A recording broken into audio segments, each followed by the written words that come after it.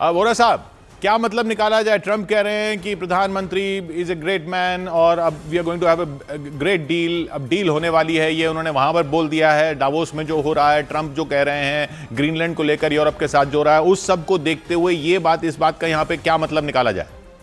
बहुत सीधा मतलब आप निकाल सकते हैं। मैं अमेरिका में कई बार गया हूं, वहां मेरी पोस्टिंग रही है, मेरे बहुत से मित्र हैं। अमेरिका का धंधा क्या है? अमेरिका का धंधा है।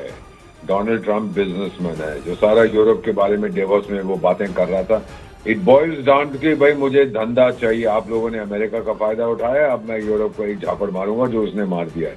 भारत के बारे में जो वो कह रहे हैं, एक चीज ट्रंप के बारे में, ट्रंप इज प्रिडिक्टेबली अनप्रिडिक्टेबल।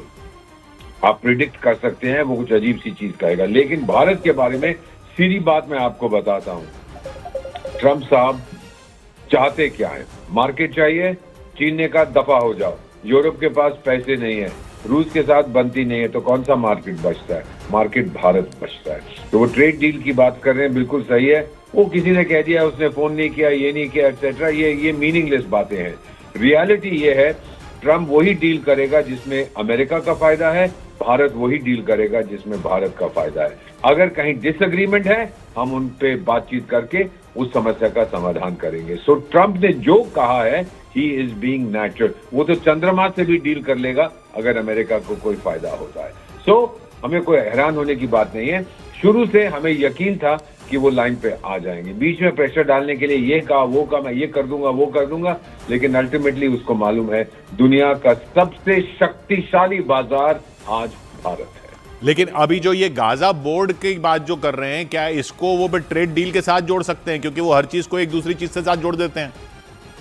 आप गाजा में नहीं आओगे, उस बोर्ड ऑफ पीस में या बोर्ड ऑफ अपीज में या board of whatever it. Gaza को तो पीसेस में कर दिया, बोर्ड ऑफ पीस क्या बना रहा है? नहीं आओगे तो मैं ट्रेड डील नहीं करूंगा, ऐसा वो नहीं करेगा। वो दोनों को अलग रखे। वो जानता है उसका हित किधर है। उसको मालूम है कि शायद हम नहीं मानेंगे बोर्ड ऑफ पीस में।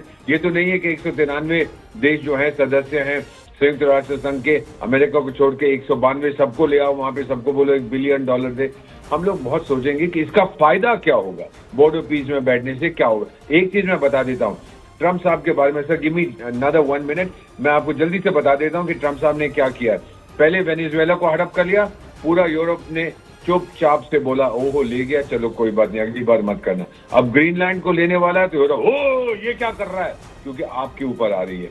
तीसरा सर मेरी बात मानिए, वो ईरान को ठोकेगा, किसी में हिम्मत नहीं है वो उसको रोक सके। और फिर उसके बाद बारी आएगी डिएगो गार्सिया जो मॉरिशस दे रहा है, जो ब्रिटेन मॉरिशस को दे रहा है, ट्रंप ने उसकी आलोचना की है।